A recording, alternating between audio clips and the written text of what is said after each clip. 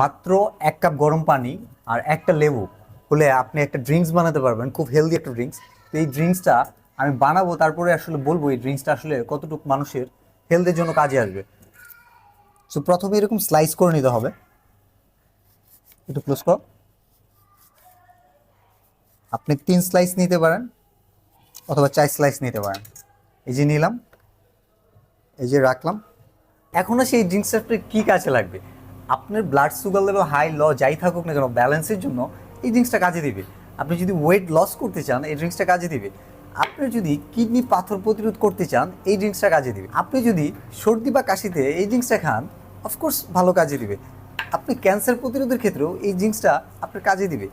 আপনার পাকস্থলীতে যে digestion system আছে, এই সিস্টেমটা ভালো করার জন্য, হেলদি প্রসেস করার জন্য, পরিপাকতন্ত্র ঠিকভাবে চলার জন্য এই জিনিসটা অনেক কাজে দিবে।